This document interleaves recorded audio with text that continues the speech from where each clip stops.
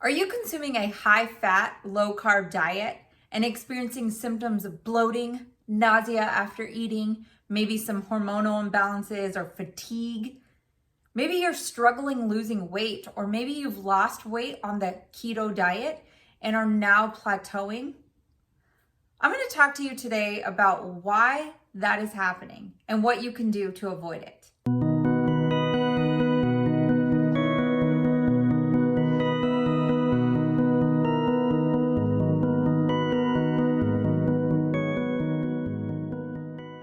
Hey everyone, Dr. Brook here with another episode, and today we're going to be talking about fat metabolism.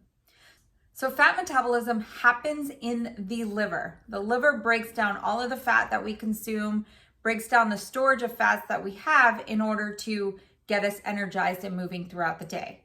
Now, fat as a whole carries more calories. It's more calorie dense than your proteins or your carbohydrates. And so it provides more long lasting fuel. Like it's a longer lasting fuel source. And there's so many merits and so many benefits to the keto diet. But if you have an issue breaking down fats or have an issue metabolizing fats, your body essentially shuts down the entire factory and you can no longer break them down appropriately.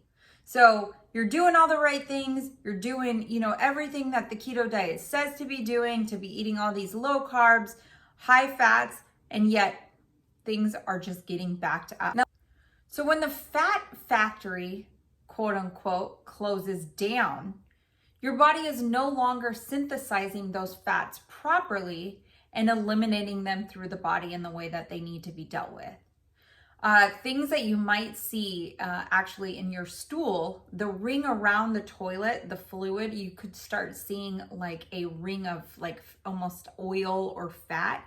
That's a sign that the body is not breaking down fats properly. So here's a little anatomy lesson for you.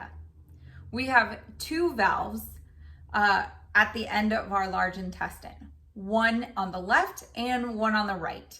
The one on the right is called the ileocecal valve, and that valve is basically the valve that opens and closes as it moves food from or moves matter through the small intestine into the large intestine. And then it moves up through the large intestine and back down on the left side to the valve of Houston, which then opens and closes and moves things through the rectum.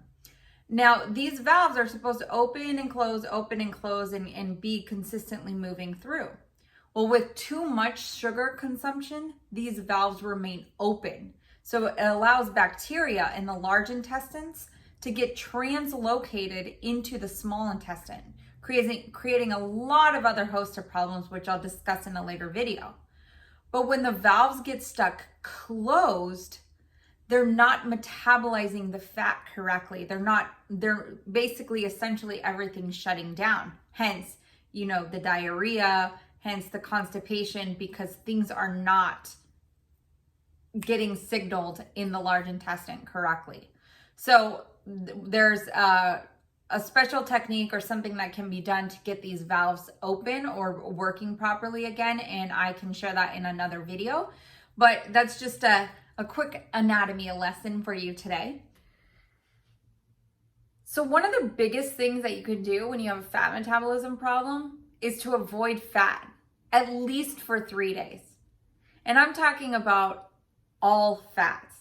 So it's not going to ruin your keto diet, hopefully not, but in that case, you really have to learn to listen to your body and tune into what it's saying and not get so caught up on having to do things a certain way. Because ultimately, our bodies are very, very unique and everybody does things differently, okay? So if you're experiencing all of these symptoms and you're continuing to push more fat into the system, eventually, you're gonna have a huge host of issues. So avoid fat for a minimum of 3 days. You can, do some juicing and more vegetables, steamed vegetables, those kind of things. Maybe you look for the more low carby type of vegetables and things that you can add in, but really, really try to minimize that amount of fat in your diet. Once you're able to consume fats again, I wanted to share with you one of my favorite products out there, which is called the Perfect Keto Bar. And these actually come in 8 different flavors, and they're perfect for a grab and go snack, a grab and go breakfast, something when you need an energy boost, just throw it in your bag, pull it out and have it. This is the almond brownie one. Anyways, these are really, really great. I'll put a link down below where you can get them. As of right now, all I know is that they are offering them online. I don't know if they are available in stores yet, but they are one of the best kept secrets and something we share with patients in our office all the time. Another thing that you can do is learn to chew your food thoroughly. So get it all mixed up in the mouth and then swallow. I know how discouraging it can feel to hear that you can't have fat in your diet while you're dealing with these symptoms. But I do want to encourage you and let you know that you can incorporate MCT oil or MCT. The body is able to break down more shorter chain fatty acids while it's working through this process, but it's also important for you to support your gut health. This isn't about just taking probiotics and that, but really consuming lots of water, fiber, helping move things through the process easier, and just giving your whole system a break. I'll put a little video link in the comments below to show you how you can at home work on correcting the valve issue. I mentioned earlier the ileocecal valve and the valve of Houston, and how you can get those guys back up and going so that you can heal faster and get better sooner. I hope you found this helpful. If you have any questions or comments, leave them below. I answer them all personally and am here to be a source of help for you.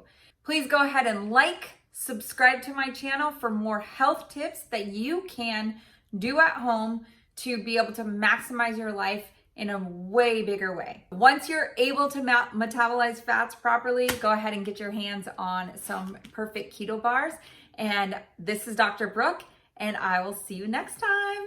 Bye.